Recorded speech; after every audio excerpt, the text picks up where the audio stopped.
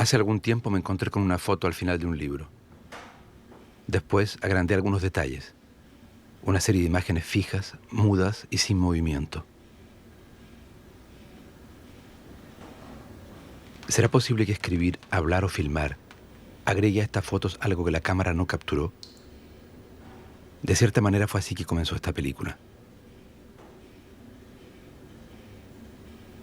No hay rostros, ya no hay ningún rostro. No quedan más que las manos, intactas. Me sugieren la dureza del mármol, la suavidad de la infancia. Testigos mudos de una tragedia clásica y siempre contemporánea. Las manos del presidente de Chile, Salvador Allende, y las de su consejero y amigo, Augusto Olivares, mi padrastro.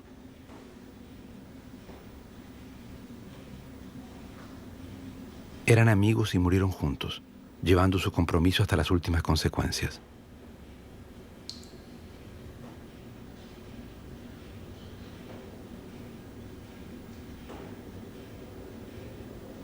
Augusto se suicidó como a la 1 de la tarde, justo después del primer bombardeo de la aviación chilena contra el Palacio Presidencial.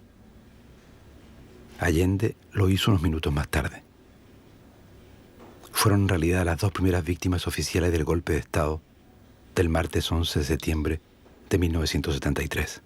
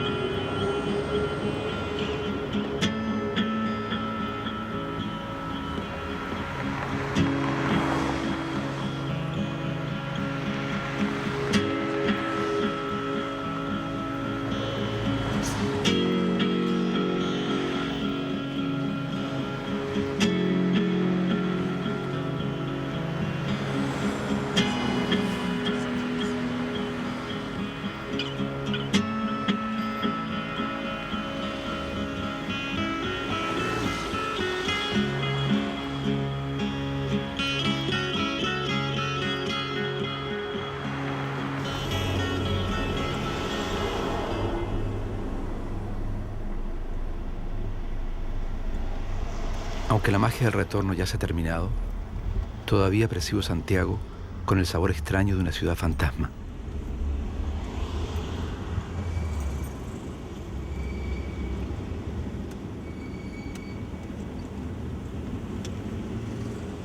Ya había filmado Santiago antes, hace mucho tiempo. Recuerdo las calles, el color de ciertas fachadas, las siluetas inciertas. Huele mal, ¿eh? Ya no me lavo más. Entra, hijo, entra. Había elegido la ficción para contar mi regreso, Ven aquí, ven. el regreso a mi pasado. Le había pedido a Joaquín de Almeida ocupar mi lugar, y desde la primera escena se encontraba con un padre enfermo y abandonado. ¿Cómo estás, papá?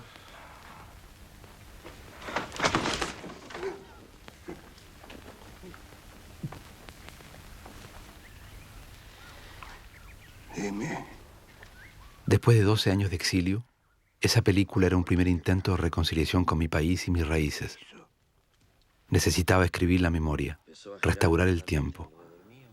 Y con mi padre, muerto durante mi exilio en Francia, necesitaba crear ritos, vínculos, acercarme. Imaginaba para conocer, filmaba para encontrar huellas.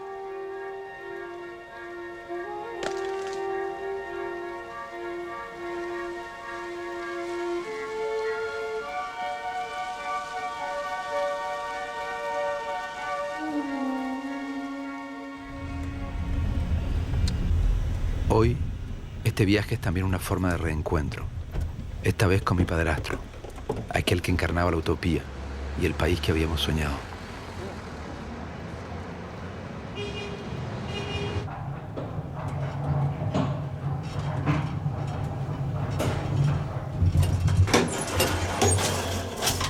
Adelante, gracias.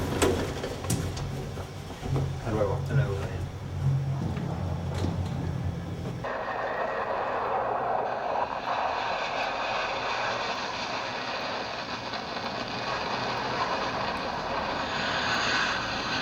También hablé posteriormente con el edecán naval, quien me confirmó de que Allende está en la moneda. Entonces hay que estar listo para actuar sobre eso. No vale matar la perra, sacar la moneda. Exacto. Lo único que estamos esperando es que salgan los edecanes y los carabineros. Conforme. O sea que se mantiene el ofrecimiento de sacarlo del país. Se mantiene el ofrecimiento de sacarlo del país. Pero el avión se cae y después cuando vaya a volar. Conforme. Conforme. Por la posibilidad de interferencia la voy a transmitir en inglés. They say that Allende committed suicide and is dead now. Díganme si entienden.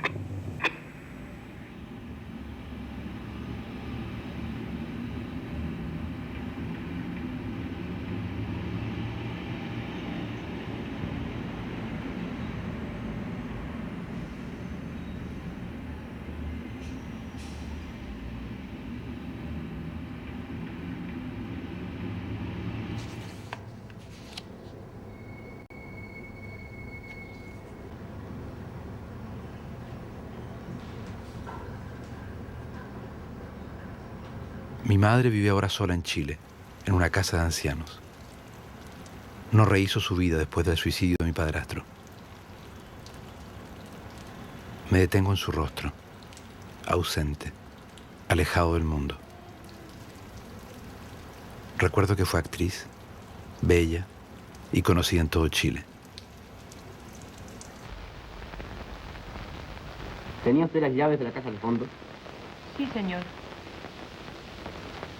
¿Sabía usted que el sábado quedaron en la casa acciones al portador por la suma de 50.000 pesos?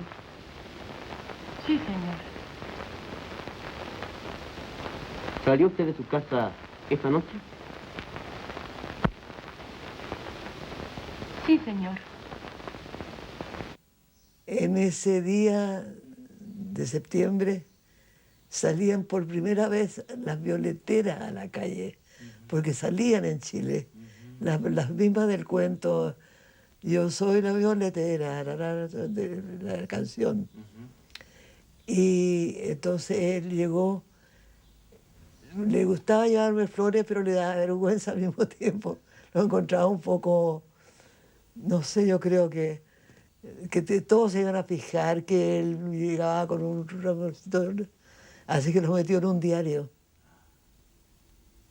O sea, creo que las últimas noticias tuvo el honor.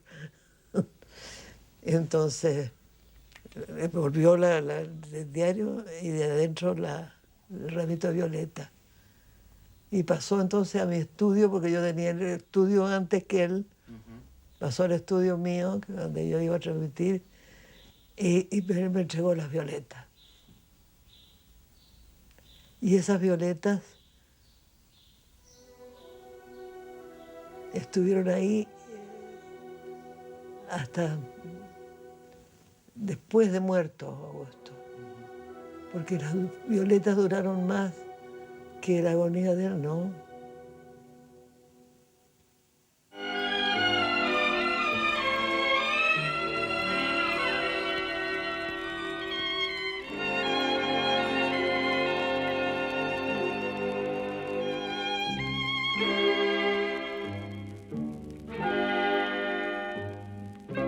Como aves precursoras de primavera, en Madrid aparecen las violeteras que pregonando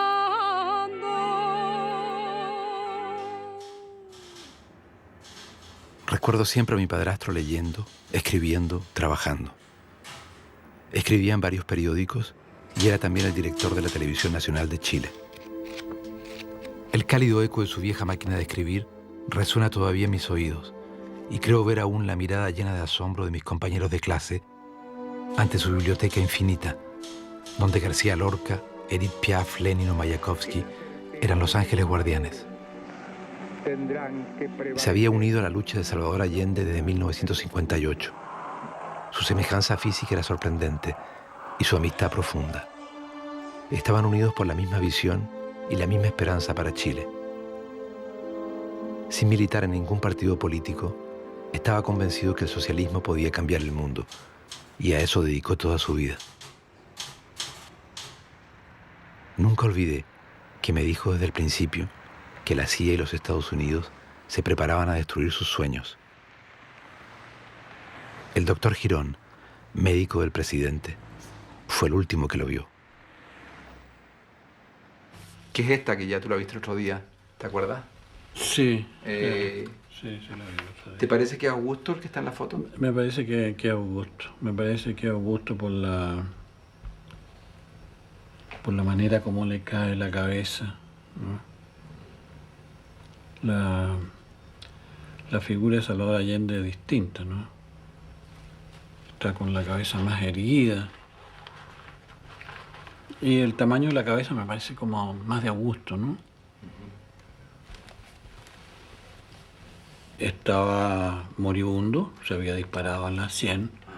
Entonces entre todos lo bajamos y yo coloqué la cabeza de él en mi falda y me manchó con su sangre en mi camisa, ¿no? Y ahí falleció al poco tiempo de haber tratado de reanimarlo, ¿no? ¿Cuál fue la reacción de Salvador cuando supo la muerte de Augusto? ¿Te acuerdas de esa escena? Sí, me acuerdo. Sí, muy escalofriante. Bueno, subimos, como te digo, estábamos el Pato Arroyo, Oscar Soto, el Ruiz, creo, ¿no? Subimos y le dijimos al presidente que estaba en el segundo piso, ¿no? Estaba en una salita ahí, cerca del Salón Toesca.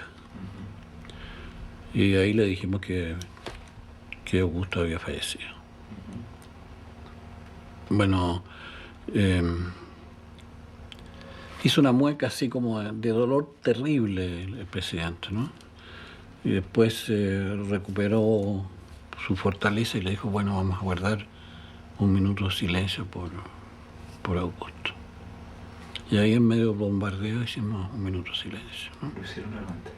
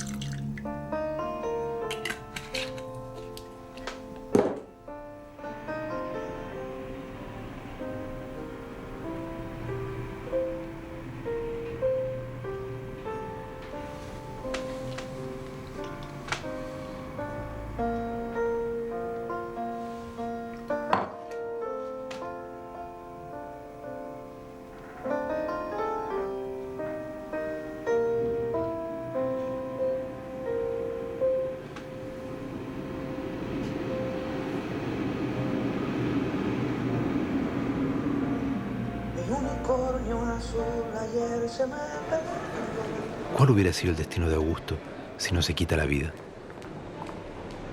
Frecuentemente me he preguntado por qué los sobrevivientes de la moneda fueron torturados y asesinados con tanta crueldad durante aquel espantoso arrebato de violencia.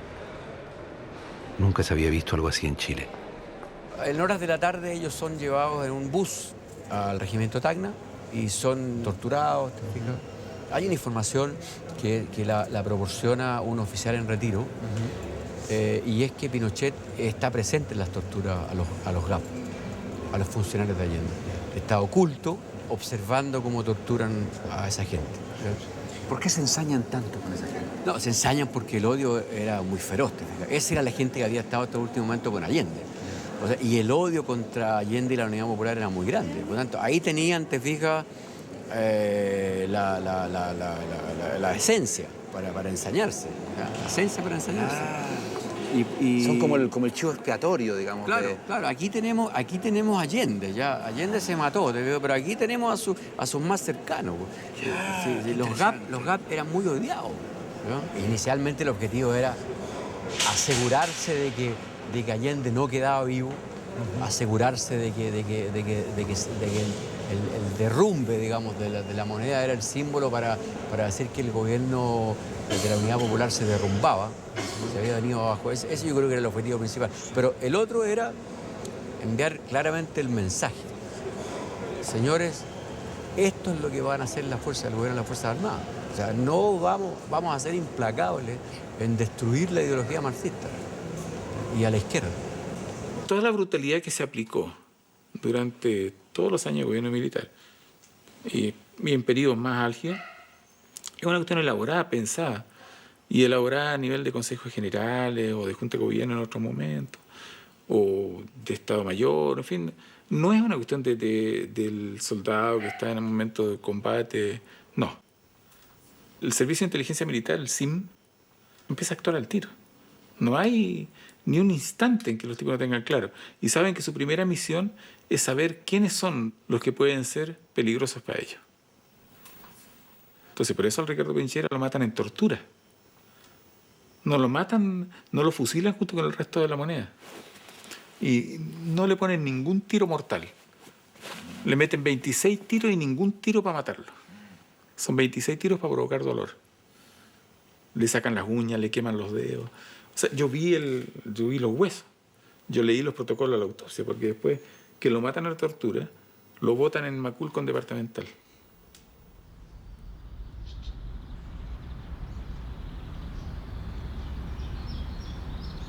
Estas fotos son bien impresionantes porque esta es la salida de la moneda, ¿eh? Sí. Y tú tenés un rol como preponderante en todas las fotografías. Estás como siempre cerca.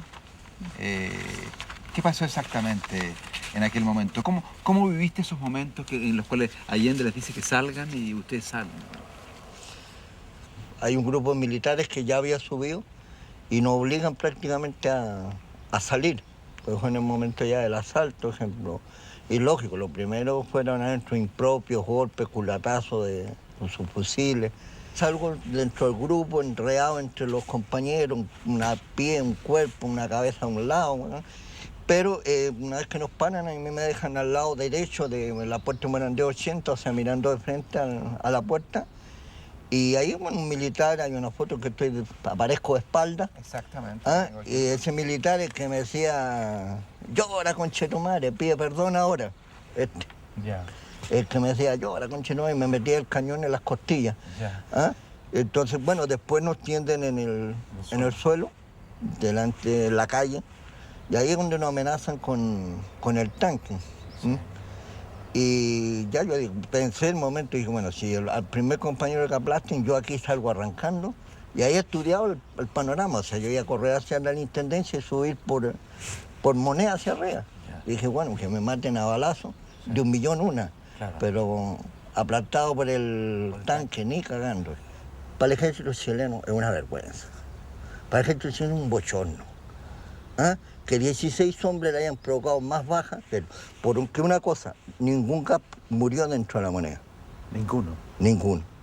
Caímos 3 heridos, Osvaldo Ramos Rivera, Antonio Aguirre Vázquez y el que le habla. El resto fue todo asesinado. Y en guerra o en paz, eso se llama crimen. En la guerra o en la paz, en tiempos normales, tiene que ser sancionado.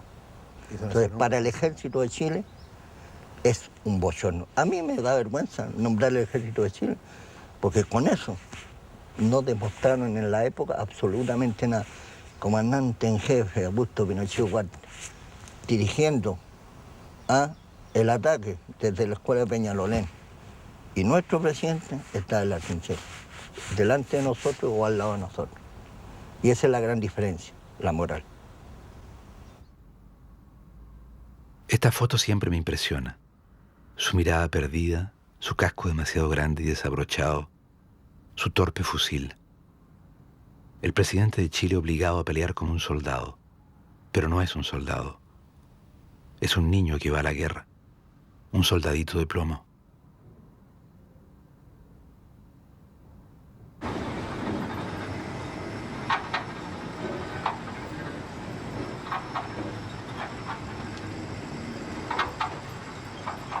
Fue de Valparaíso y de la Armada de donde partió la conspiración contra la democracia chilena.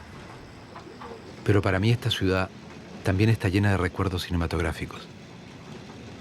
En 1971 trabajé aquí como asistente en la película Estado de Sitio, de Costa Gabras.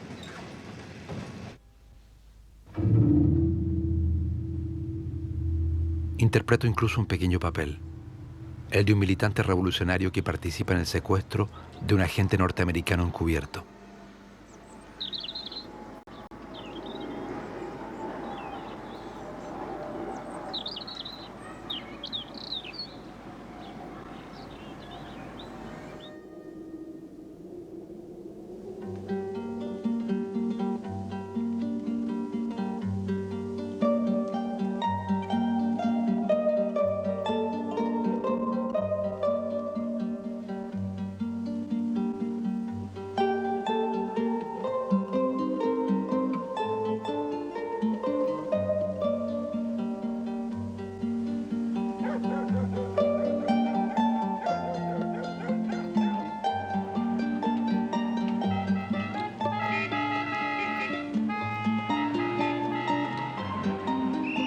Las imágenes que rodamos quedarán para siempre grabadas en mi memoria.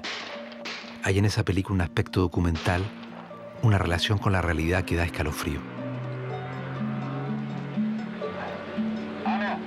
Como en un caleidoscopio, la ficción y la realidad se miran y se confunden. Y las imágenes que filmamos incrédulos en aquel momento iban a convertirse apenas un año después en la terrible realidad del Chile de Pinochet.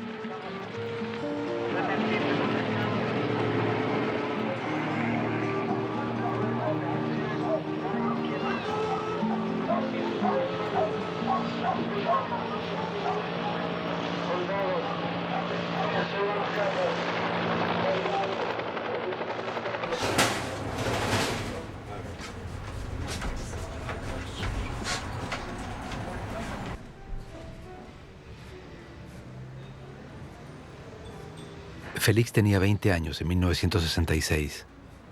Creía en la lucha armada y se preparaba para ir a unirse a la guerrilla del Che en Bolivia. Fue herido por una bala y quedó paralizado. Quiero mucho a Félix. Veo en él la intensidad y la tristeza de una generación perdida.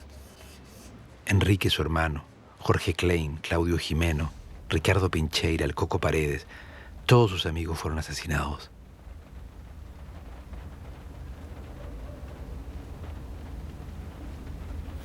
Tú participaste en un grupo que hacía análisis sociológico. ¿En qué consistía ese trabajo? Bueno, nosotros, uno de los trabajos que hacíamos era leer toda la prensa, todos los días. Y después le resumíamos a Allende un informe hacíamos a la semana, que tenía que ser de una página, en que hacíamos un análisis. Entonces éramos 6 los que nos turnábamos para hacer el informe.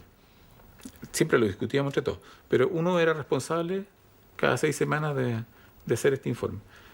Bueno, y ahí fuimos descubriendo que el centro de nuestra atención tenía que ser los editoriales del Mercurio. Que ahí estaba la clave de cómo funcionaban las cosas. Diría, ese era el Estado Mayor. Ese era el grupo interesante. Los demás eran todos peones, digamos. Pero ese era el grupo pensante. Hay un punto que para nosotros era muy importante. Es cuando el grupo, digamos, pensante de la derecha elabora la idea de que hay que tornar ilegítimo al gobierno popular. El gobierno no podía ser declarado ilegal. Era un gobierno constitucional, era legal, por lo tanto iba a tener el respaldo de las Fuerzas Armadas y sectores importantes de las Fuerzas Armadas porque eran constitucionalistas. Pero había que minar eso. Esta es una parte muy importante de la lucha ideológica de esa época. Y logran meter, digamos, a través de un largo trabajo, la idea de la ilegitimidad de este gobierno. Un gobierno legal, pero ilegítimo.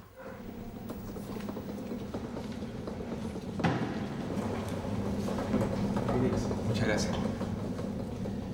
Mi padrastro me hablaba también de cerco, de sitio ideológico, para describir el papel desempeñado por la prensa y los medios de comunicación en la destabilización de la sociedad chilena.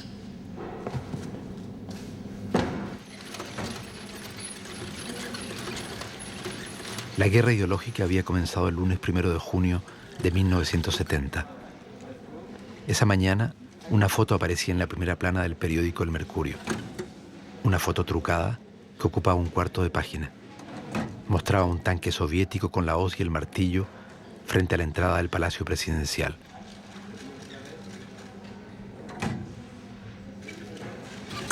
Ese fue el comienzo de la campaña del terror, durante la cual el grupo de prensa El Mercurio, propiedad de Agustín Edwards, ocupó una posición central. ¿Por qué Agustín Edwards tenía una relación tan estrecha con la más alta jerarquía del poder norteamericano? Mire, en esa época, fines de los años 60, Agustín Edwards, como dueño de la cadena de periódicos del Mercurio, había sido elegido presidente de la Sociedad Interamericana de Prensa, la CIP. Bueno, a la vez, Agustín Edwards Eastman, del que estamos hablando, tenía amistad con David Rockefeller y con otros grandes personajones de poder en Estados Unidos. En las memorias de Vernon Walters, que era subdirector de la CIA, lo fue durante muchos años, dice en una nota al referirse a estas cosas que ocurrían en Chile y en Washington, dice la siguiente frase en inglés: Mr.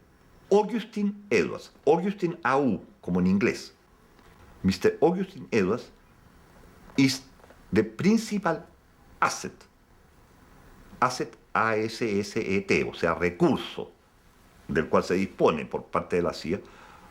Mr. Augustine Edwards is the principal asset of the CIA in Latin America. Orlando Sáenz era el presidente de la Organización de los Empresarios Chilenos. Fue uno de los primeros conspiradores contra el gobierno popular. En septiembre del 71 justamente se realiza esa famosa reunión de Viña del Mar que toma la decisión de derrocar al gobierno de Allende. ¿Qué es lo que pasa en esa reunión? Exactamente, usted me contó el otro día con mucha precisión. Bueno, lo que pasó fue que en esa reunión, delante de un grupo, no, por supuesto, no era una asamblea de cientos de personas, era un grupo que yo consideraba, y elegí uno por uno a los concurrentes, como determinantes para la acción que pensaba hacer, y los mínimos posibles. Bueno, delante de ese grupo yo hice una exposición. Dije, mire señores, hemos hecho tales y cuales cosas, y hoy día mi convicción es que el régimen no tiene intenciones de acogerse a su programa, que va a ir todo lo lejos que le permita la correlación de fuerza. Este es una situación intransable, y creo yo de que aquí, desde el punto de vista de mi diagnóstico, hay dos caminos: o someterse o pelear para sacarse a este fulano de encima. Así que yo no me voy a quedar si la decisión es otra que pelear. ¿Qué puede hacer el empresariado de un país? ¿Qué puede hacer? Mucho, pero no todo. Puede hacer mucho. ¿Por qué? Porque tiene inteligencia, porque posee en su seno individuos especialmente dotados, capaces, hechos para dirigir, hechos para organizar. Primera cosa. Segunda cosa, tiene poder económico, o puede allegarlo. El poder económico es muy importante, factibiliza cualquier cosa, no diré cualquier cosa, pero muchas cosas. Y lo otro que puede tener inteligencia, puede proponerse saber todo. Y por lo tanto vayamos por ese camino. Puede preparar programas económicos, puede preparar una buena crítica económica y paralelamente ir gestando programas económicos. Y por lo tanto esas son las cosas en las que nos tenemos que concentrar, porque son las cosas que podemos hacer. El resto no lo vamos a poder hacer. Y por lo tanto ahí vamos a quedar hasta ahí nomás si es que no logramos encontrar socios, encontrar grupos sociales que vayan aportando todas las demás cosas. El primer apoyo que los golpistas buscaron fue el del movimiento de extrema derecha Patria y Libertad. Temido, admirado o detestado, Roberto Thieme se convertiría en uno de los principales actores de la contrarrevolución y el jefe militar del movimiento. ¿Cómo se explica tu adhesión a la extrema derecha? Ese, en mi caso personal, se explica porque yo soy un subproducto de la Guerra Fría. Mis padres emigraron de Alemania entre las dos guerras, y yo nací con un anticomunismo visceral a través de la educación que tuve. Estamos entonces en la UP que asume el poder, ¿cierto?, en el contexto de la Guerra Fría, del conflicto este-oeste. Entonces se veía que Chile iba a ser una segunda Cuba, cuando Cuba se veía desde América Latina como la revolución marxista digitada por el imperio soviético. Y una persona de 28 años, que era empresario mediano, bastante ignorante en política, me hice cargo de la campaña del terror que existió en Chile, ¿cierto?, que hoy día sé que la financió la CIA y que venía del año 64 con Frey, pero esas cosas las sabemos ahora. En esa época yo me impresioné cuando vi un tanque soviético frente a la Moneda. Así se presentó una campaña que se llamó la campaña del terror. Exacto. Contra la Unidad Popular. Entonces, ¿Lo viste en los diarios? Lo vi en los diarios y como un ciudadano cualquiera, ignorante, como dije, me llegaba ese mensaje antiimperialista soviético de la dictadura más oprobiosa con los países del este, Checoslovaquia, Hungría, etc. Todo eso estaba en nuestro inconsciente.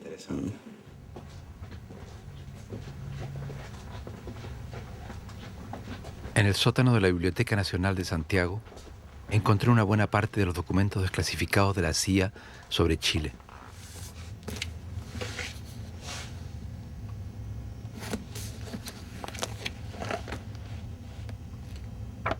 Extraña sensación la de mirar estos miles de páginas, cientos de nombres, millones de palabras tachadas, borradas, escondidas. Estos documentos tienen un valor inestimable, ya que retiran parcialmente el velo donde se oculta la impresionante maquinaria de guerra clandestina instalada por los Estados Unidos para aniquilar la democracia chilena.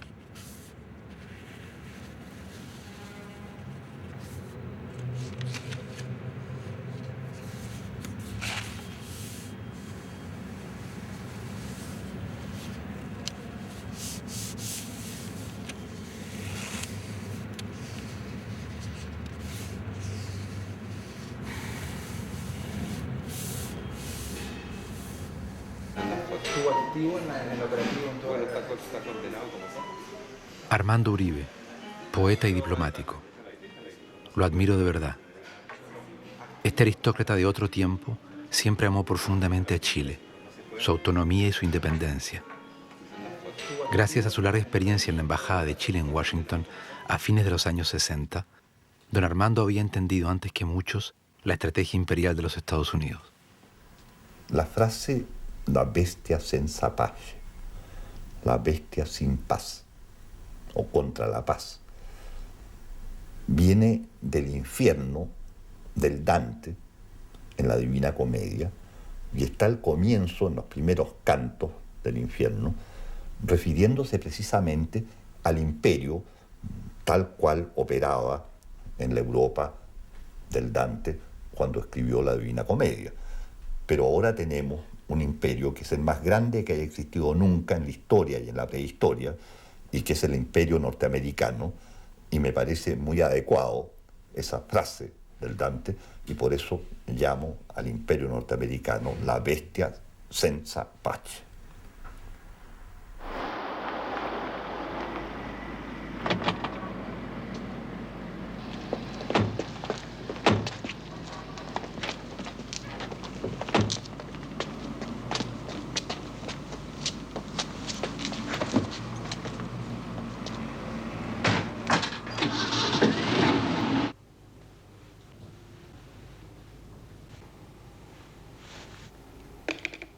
Donc vous étiez au Brésil en qualité de conseiller, avant, pendant et après le coup d'État.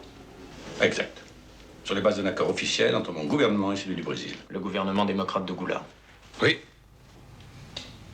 En 64, Goulard est renversé par les militaires, qui suppriment le Parlement, les partis, la liberté de la presse, les syndicats. Vous êtes resté. Les accords conclus avec mon gouvernement n'ont pas changé. Je sais. Johnson a même envoyé ses félicitations quelques heures avant le putsch. Nécessité politique. Et le côté moral a été assuré par le cardinal Spellman qui a envoyé sa bénédiction. Dieu américain est putschiste. Et vous? Moi, je ne fais pas de politique, je suis un technicien. Un technicien de la police. Exact. Et la police a pour tâche de défendre l'ordre. Exact. L'ordre démocratique ou celui de la dictature?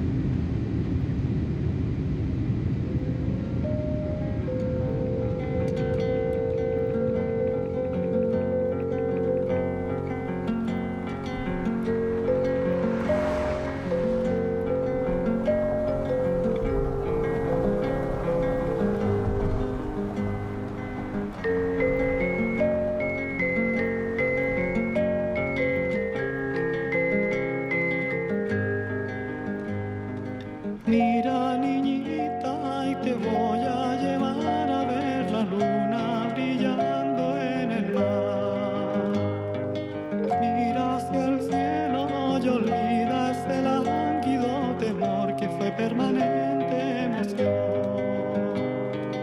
Ay, fue permanente emoción. Para la hija de un hombre con ojos de cristal y papel sellado en la piel.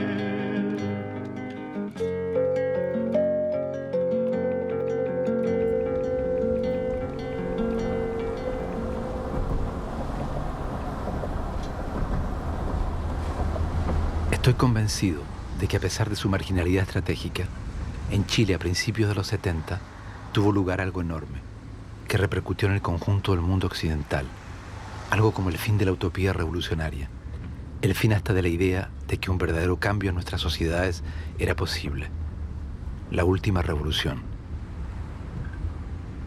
Los Estados Unidos de Kissinger, que estaban ya preparando un nuevo orden mundial, planearon convertir al Chile de Allende en un ejemplo no reproductible en el mundo.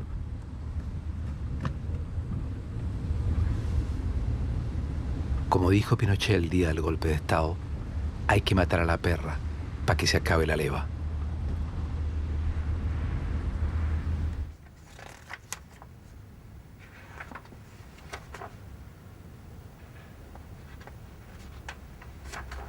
The United States continues to keep secret a mountain of evidence of its involvement in Chile. Many of these paragraphs, pages, documents are censored because they reveal the people and the methods, the way in which the United States burrowed into Chilean society.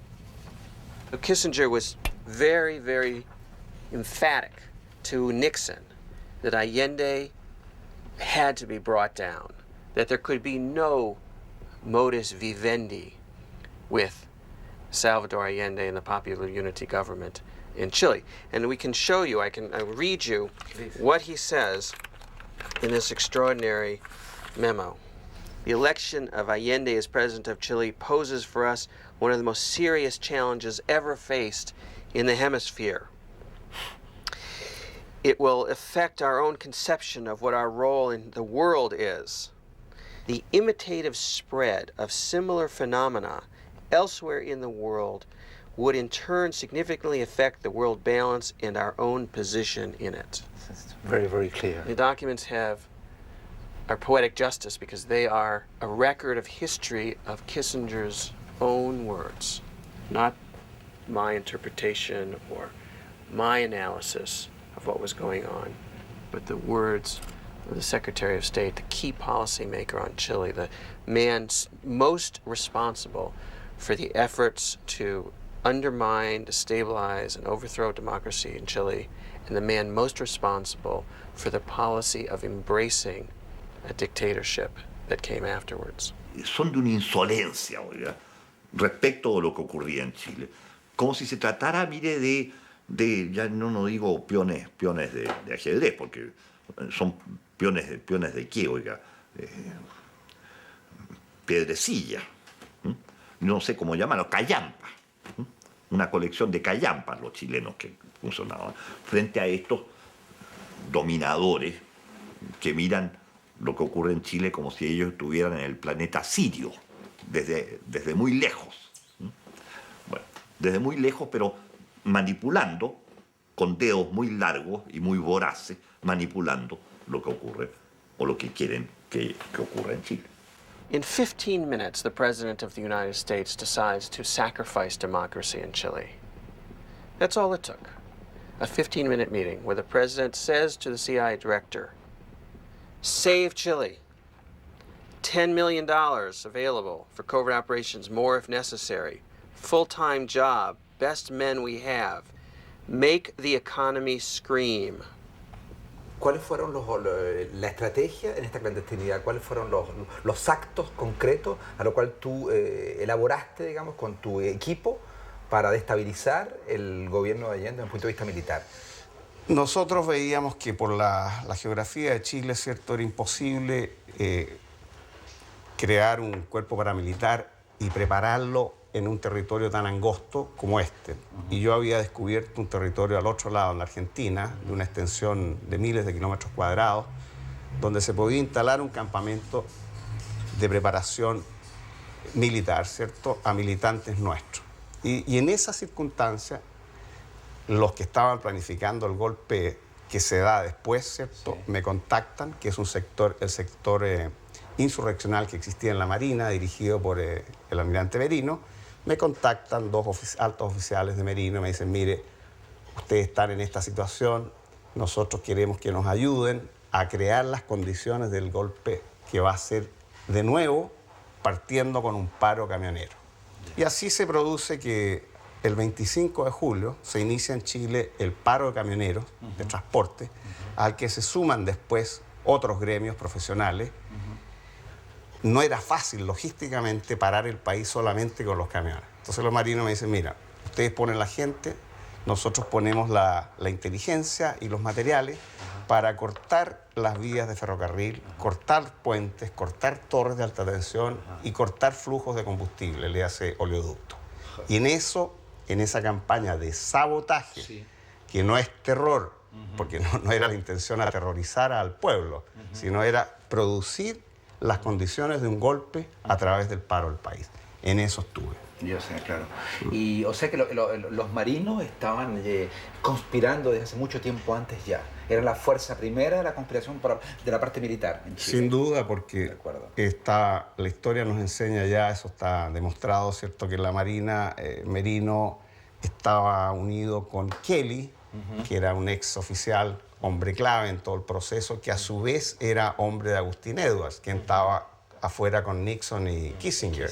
Entonces yo te diría que ahí está el nudo, el poder máximo que gesta este golpe entre estas tres fuerzas, digamos, la Marina, el Mercurio y Estados Unidos.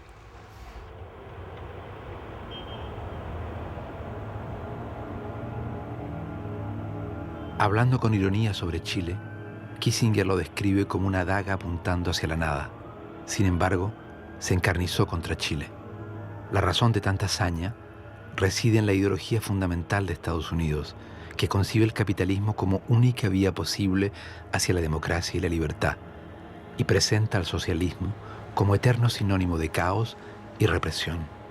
El éxito de una experiencia socialista con garantías democráticas habría puesto en tela de juicio el lazo vital entre capitalismo y libertad, dogma del Occidente.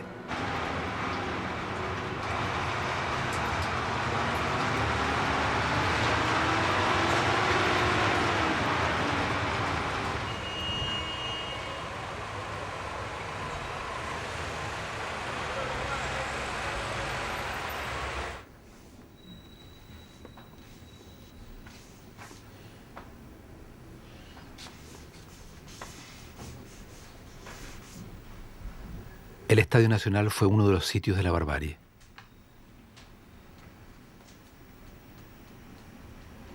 Estas imágenes, capturadas fugazmente por un cineasta alemán, forman parte de la triste iconografía del dolor humano. La Edad Media, la Inquisición, Goya, Abu Ghraib, Guantánamo. Cicatrices indelebles de la memoria chilena.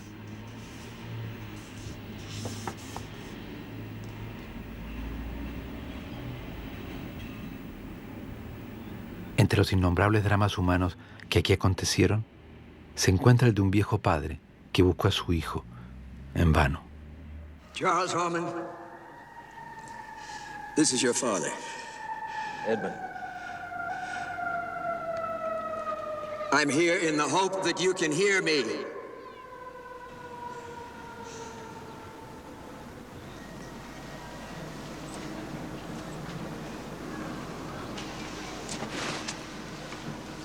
Charles,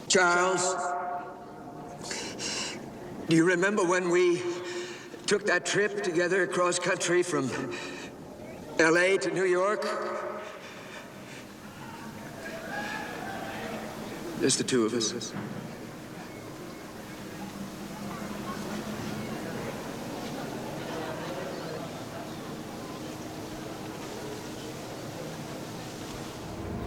¿Qué cosa tan grave hizo Charles Horman, joven estadounidense de 25 años, llegado a Chile a principios de los años 70, entusiasmado por la idea de un proyecto social diferente?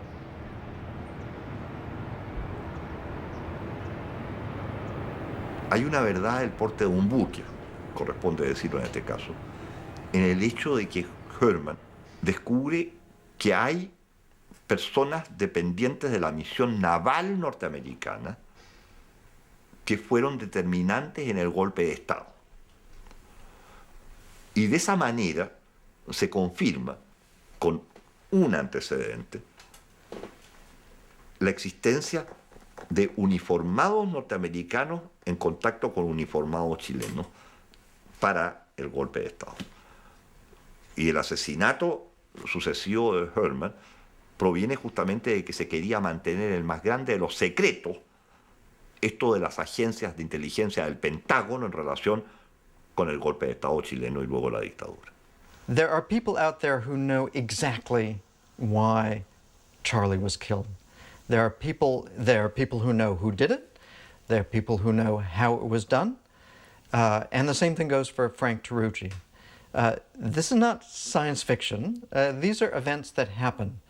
Both of them, friends of mine, both of them were murdered. I saw Frank's body in the morgue. I saw, when I looked at his body, he had a big slash on his neck, and he had 3 bullet wounds in his chest. Estos también han sido identificados. The morgue was a series of rooms which were tiled on the floor and on the walls and on the ceilings. And I passed up and down the lines of bodies looking for Frank, looking for this body. It was either the second or the third room where I saw him, and there was no question in my mind that this was Frank. It was the first time I had ever obviously had an experience like that, and there's something about dead bodies that's not living bodies, and I wasn't even sure I could identify him if I saw him, because he was no longer Frank. He was a corpse, and not just a corpse, but one among the hundreds and hundreds of corpses that were there.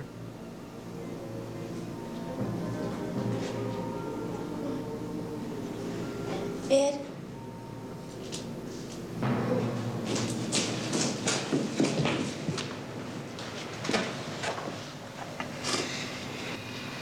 Who is he? Frank Tarucci. Jesus Christ almighty. Come on, let's get her out of here. Get your hands off me. I'm not leaving here. Don't look at my eyes. Ed, come on, give me a hand. You heard what she said. When I later received the autopsy, the formal autopsy from his father, which I still have a copy of, it said that there were 17 bullet wounds in his body, which was consistent for him being out after dark and shot by a passing patrol. He wasn't, he was executed. I know this. I mean, I saw his body and I know he was executed. Somebody pulled the trigger, somebody gave the order, somebody knows. And we, you know, the people, citizens of the United States, citizens of Chile, don't know who did this. And that's something that always keeps me going in the sense of trying to find out.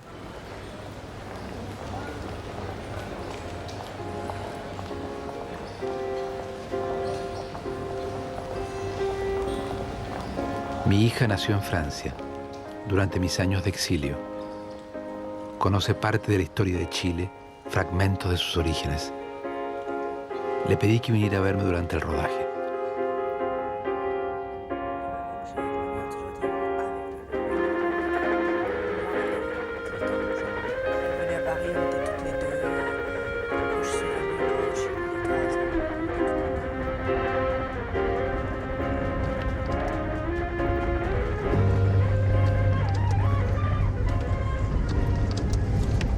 Et ça, c'est Papy.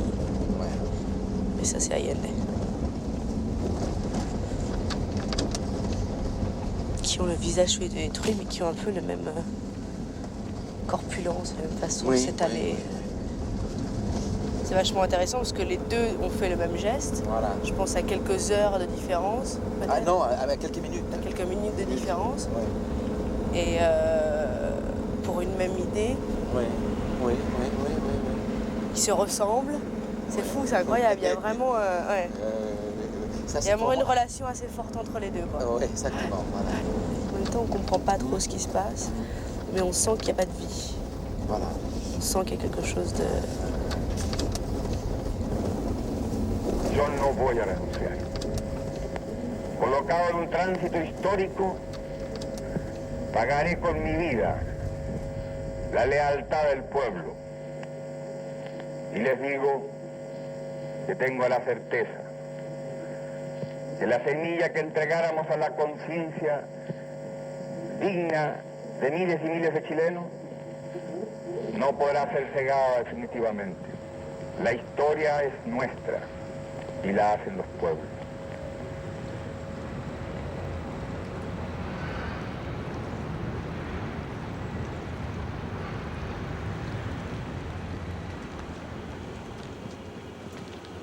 Entonces, ¿dónde vamos ahora?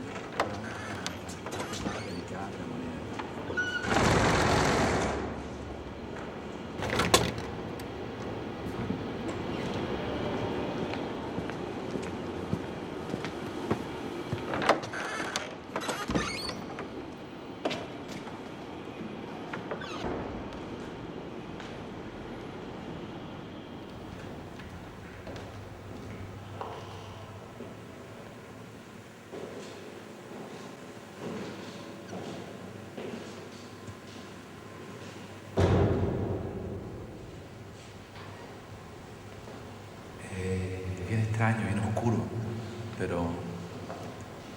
Interesante también.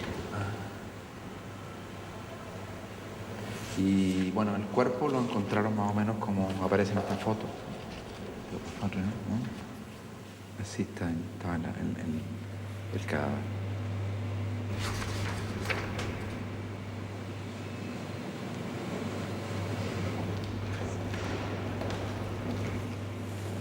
Bajó seguramente por aquí, desde arriba, las oficinas de presidencia de Arquía, y de por aquí bajó y aquí llegó a esto.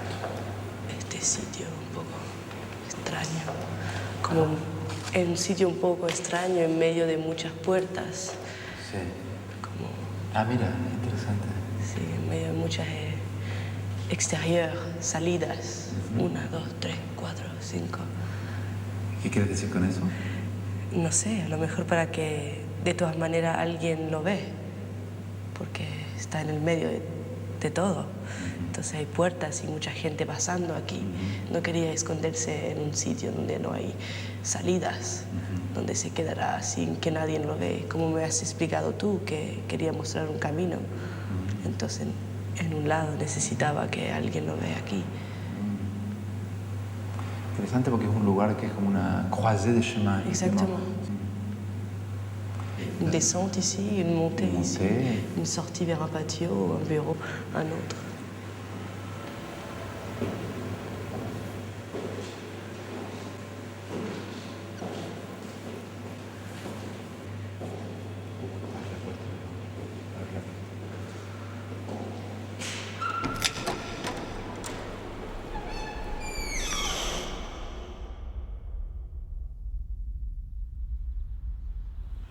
¿Qué queda hoy día de ese cabro con las manos atrás, que parece resignado? ¿Qué ha pasado entre él y tú hoy día?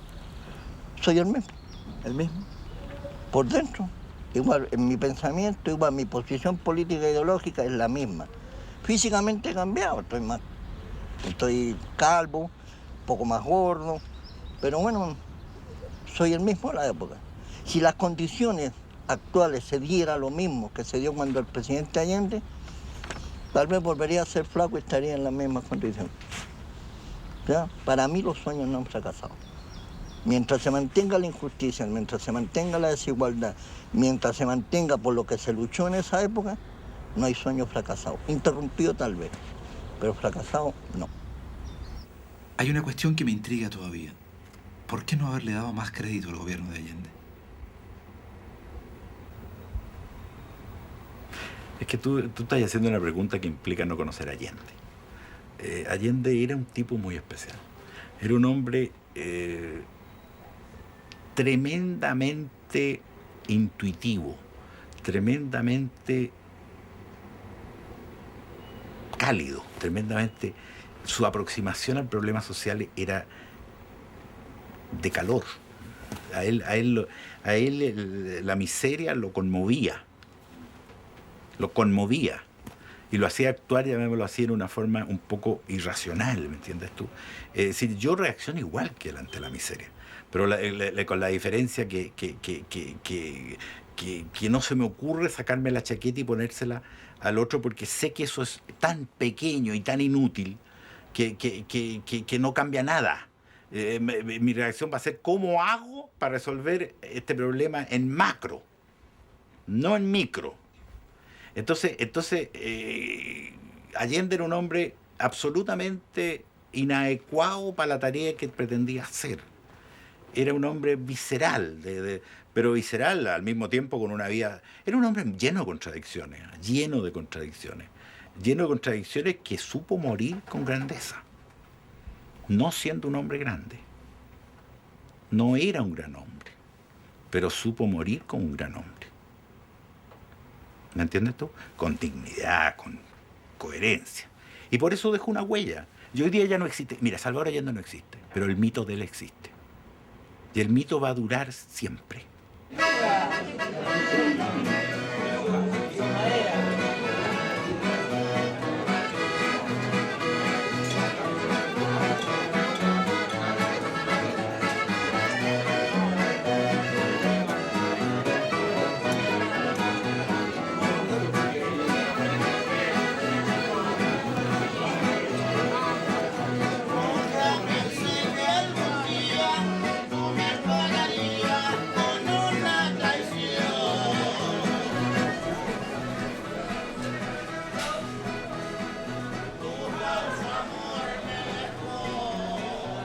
Es justo que el hombre ponga los pies sobre la luna.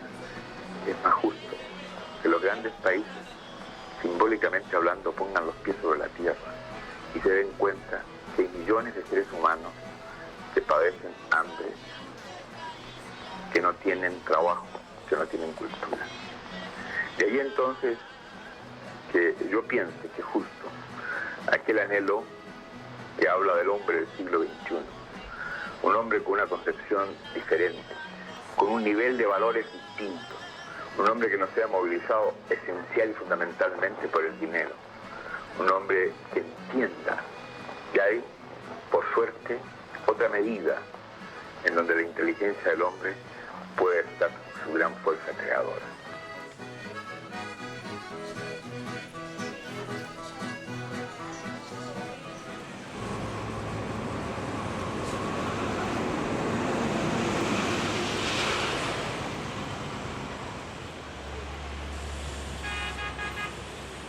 I have reason to believe that my son was killed by the military. Where'd you hear that? I do not think that they would dare do a thing like that unless an American official co-signed a kill order. Don't you think that's a hell of a statement, especially considering we're here to protect American citizens? Mr. Horman, this mission has done everything humanly possible to locate your son. I think you knew he was dead from the start. If we knew, why wouldn't we tell you? I don't know that, but I'm going to find out. Why would we want him dead? Probably because he knew of our involvement in the coup. We're not involved, Mr. Horman. Our position has been completely neutral. That is a bald-faced lie. How can you say a thing like that when you have Army colonels, you have naval engineers, they're all over Viña del Mar? Please, sit down. Look, it's very obvious that you're harboring some misconception regarding our role here. What is your role here, besides endorsing a regime that murders thousands of human beings? Let's level with each other, sir. If you hadn't been personally involved in this unfortunate incident, you'd be sitting at home, complacent, and more or less oblivious to all of this.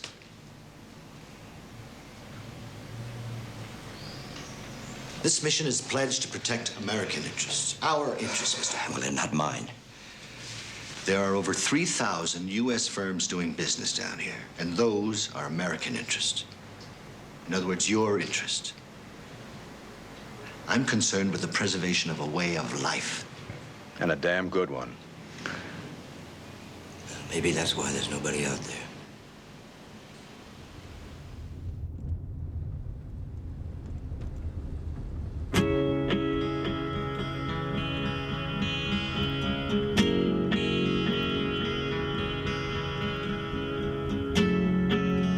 Para preservar el American Way of Life, primero que nada hay que proteger los intereses económicos de los Estados Unidos en el mundo.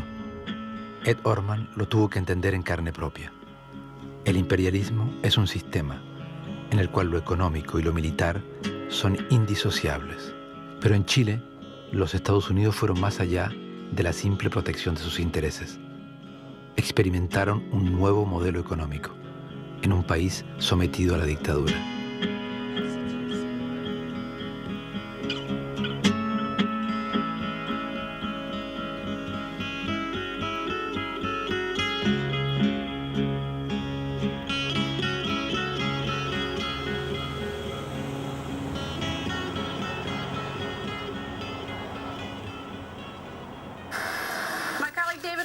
Joins us now from New Orleans. David Lee.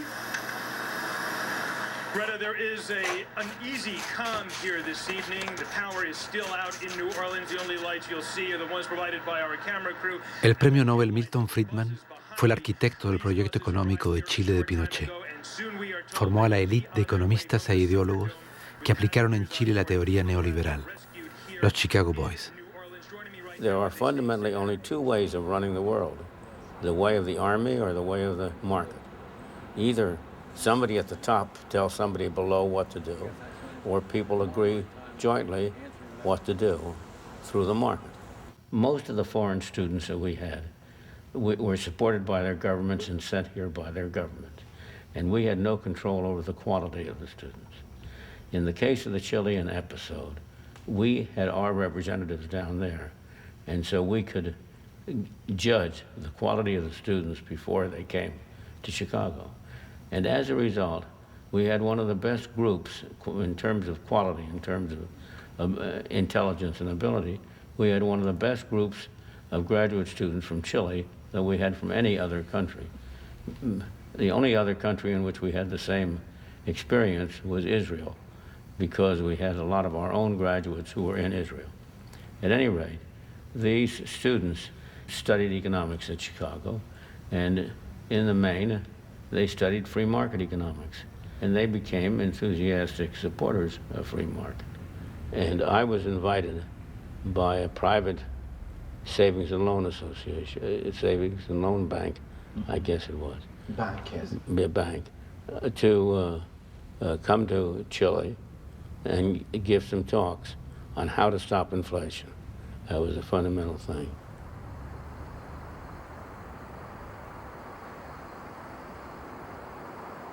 I think Milton Friedman has to be understood within the context in which he was operating. And the context in January 1974 is a country in which every major form of resistance had been wiped out. There are no political parties. Trade unions were allowed, but they weren't active in any sense. It was a society which was utterly disarticulated. And the Chilean military, which was in control, essentially worked on an agreement with Friedman to say, over to you, it's yours, what do you want to do with it? That's what I object to. It's the fact that someone who propagates the notion of the marketplace and the strength of the marketplace is operating in which the vast majority of the people are being repressed and have one, if not both hands tied behind their backs. They're not operating in a free market. They're operating in a dictatorial state in which he is given free rein to create his monster, to create his angel, to create whatever he wants to create. And he did it.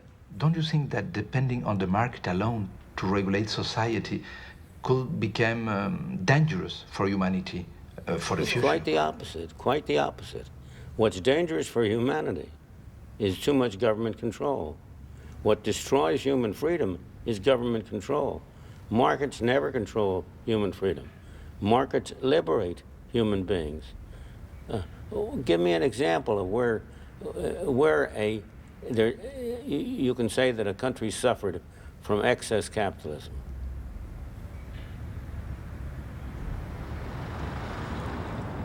La escuela llamada monetaria de Chicago es la escuela que propone lo que ahora podemos bien llamar, desde hace 30 años, el neoliberalismo capitalista de mercado desregulado, o sea, sin control suficiente.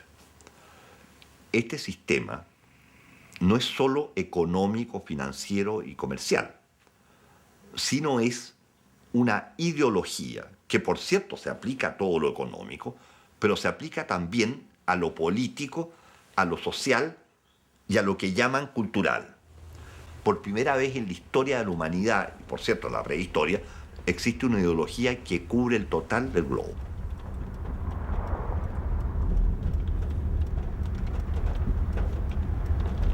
Alguien dijo hace poco tiempo que Chile era el país más ideologizado del mundo en términos de teoría neoliberal. El ser humano no puede vivir sin trascendencia.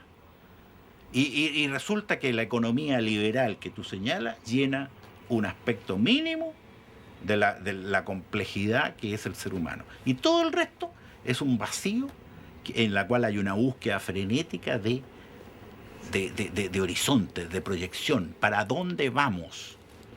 ¿Qué pretendemos como sociedad?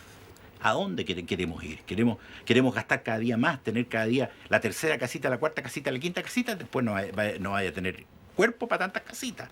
Y ese esquema es el que tú dices. Pero en el año 73 eso era otro cuento. En el año 73 había en el mundo teorías políticas globales que te pretendían desarrollar al ser humano en su integridad. El socialismo era una de ellas. ¿No es cierto? Pero fracasaron. Fracasaron aquí. Pero fracasaron todos. Pero fracasaron todos y en todas partes. ¿Y dónde hay hoy día una cosa distinta? Por eso es que tú ves a Chile como un país tremendamente ideologizado en lo económico. Pero no es más que eso. Yo estoy en contra de eso, te lo digo derechamente. Ahora, el que no sea capaz de superarlo, ese es otro cuento. Pero la verdad es que yo no me siento para nada interpretado en la sociedad de consumo.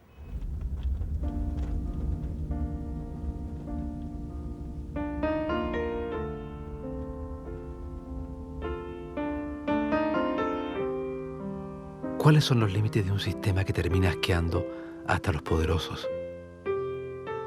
¿Por qué un modelo económico que nos propone ser libres termina destruyendo a tal grado la espiritualidad, los sueños, la fraternidad? 15 años después del fin de la dictadura, los gobernantes de Chile no han hecho mucho más que administrar este modelo económico. Un supermercado no reemplazará nunca una comunidad. Un modelo económico no será jamás una sociedad. Mi unicornio azul ayer se me perdió.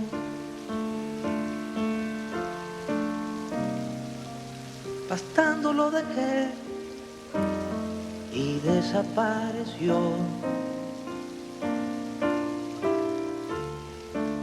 Cualquier información, bien la voy a pagar.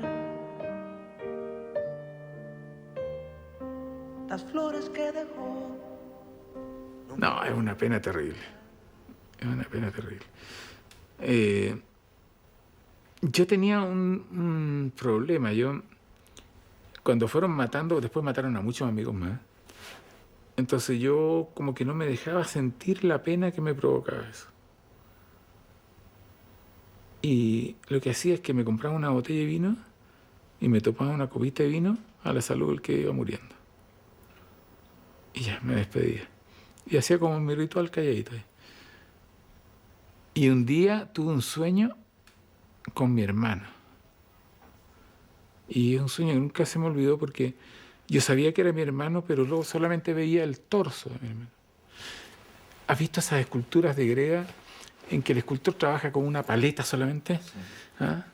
Y que son muy expresivas, pero que son muy rústicas. Sí. Bueno, ese era mi hermano.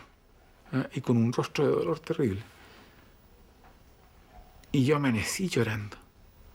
Y creo que lloré todo el día. Y era la primera vez que lloraba, después de no sé cuántos años. Esto debe haber sido el año 81, por ahí. Y de ahí para adelante yo empecé a pensar que la verdad no creo que haya ningún conflicto social que valga una vida. Creo que no. O sea, creo que la vida es tan preciosa, tan difícil, tan escasa, tan valiosa, como que no vale la pena desperdiciarla por conflictos sociales. O sea, gente como la que había ahí, como el Chico Klein, como el Claudio, como el Carlos Lorca, como el Chico Lago, como el Guatón Ponce, que ahora sale en la lista de Contreras, como el Ricardo Pincheira, en fin, como el Víctor Cerega, muchos más. Cada uno, el Coco, ¿eh? Cada uno, el Perro, qué sé yo, en fin. El mismo Allende, la Tati, qué sé yo. Son gente irrepetible. O sea, ¿cuánto podrían aportar gente así ahora? ¿Eh?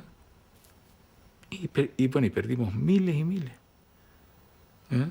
Y otros tantos se fueron, que también se perdieron de alguna manera, ¿no? En fin. Y todo lo que se perdió socialmente, todo lo que se pierde como historia, en fin. No. Puede parecer muy hereje, ¿eh? Puede parecer un pacifismo así torpe, pero la verdad es que creo que no vale la pena. Mi unicornio y yo hicimos amistad, un poco con amor,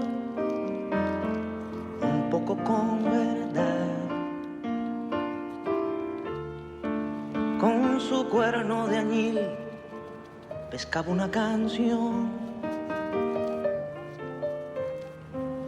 saberla compartir era su vocación.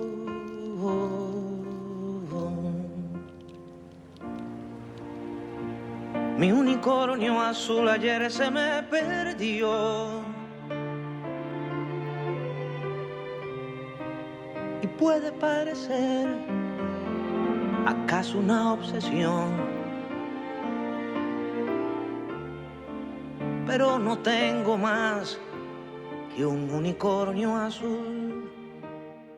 ¿Qué te queda de esa utopía, de ese...? Bueno, me queda entera, pues. Yo sigo pensando que las utopías son cosas que no se pueden realizar, ¿no? Probablemente este es un deseo que todavía no se ha realizado, pero yo me imagino que la humanidad progresará paulatinamente, ¿no? Y si uno piensa en lo que es el mundo actual, en realidad si queremos salvar a la raza humana, tenemos que cambiar realmente, ¿no? Y lo que tú dices como utopía tendrá que ser una cosa posible. Es decir, luchar por la igualdad, luchar por la libertad, luchar por los mismos principios de la Revolución Francesa, ¿no? Es decir, fue una utopía, pero fue una cosa espectacular, ¿no? Ver cómo el pueblo chileno, que generalmente te miraba con la vista baja, levantó la cabeza, se interesó, ¿no? Yo encuentro que fue espectacular muchas cosas. Es decir, esto de que salieran libros que costaban como una cajetilla de cigarrillo y la gente leyendo, pues en la editorial Quimantú, leyendo los grandes clásicos, ¿no? Y discutiendo, y todo se discutía, y era un país que hervía de conocimiento, de ansias. De curiosidad. ¿No? Es decir, ver en la micro a la gente leyendo a Dostoyevsky, por ejemplo, pero era espectacular, ¿no? Eso cuando se juntaban los comedores, quiero en los comedores de la UNTAC, sí, era un hervidero de gente. Y todos, mira, con alegría, con un sentido de solidaridad que realmente el bando opuesto no lo podía tener, ¿no? ¿Tú crees que no lograron destruir eso? No, yo creo que no. Yo creo que eso tiene que persistir, está en alguna parte, ¿no? Es decir, cuando... Es como las flores que salen de la nieve, que se derrite la nieve y de repente florecen. Tiene que ser una cosa así, ¿no? No puede ser que esté muerto el deseo de ser mejor, de tener un mundo mejor, más igual.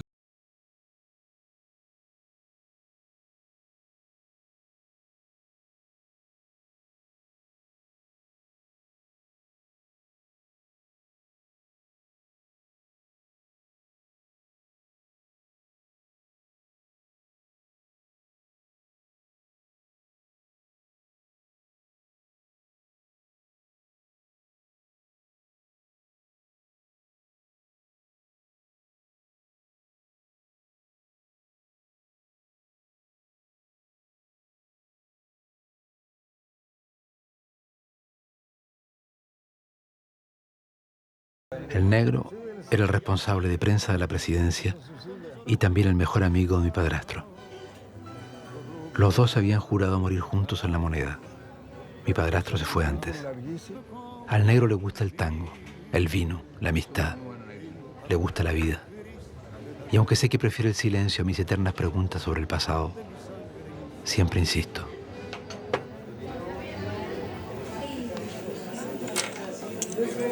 Ah, es que ahí no puedo... Sí.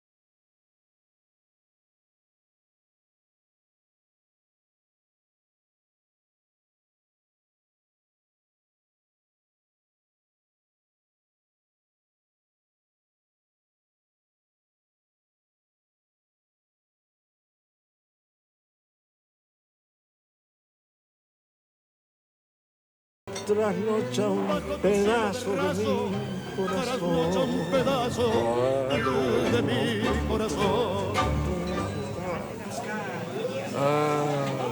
Madre, el tango era un...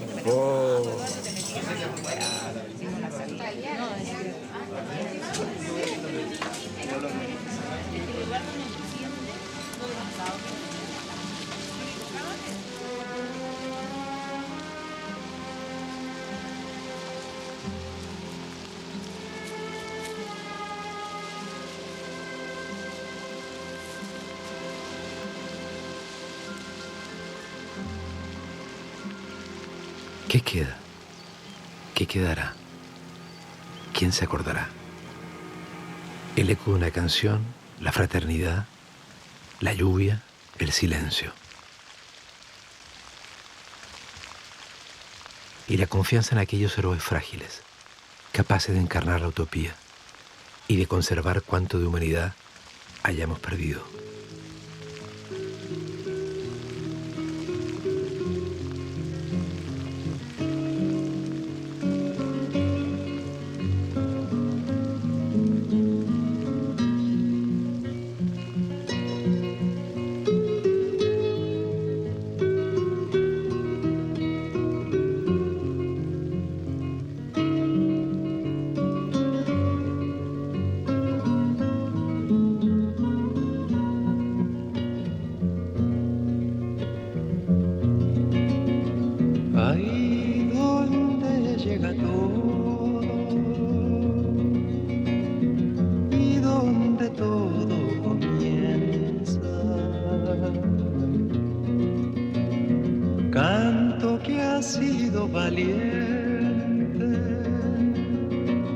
Siempre será canción nueva,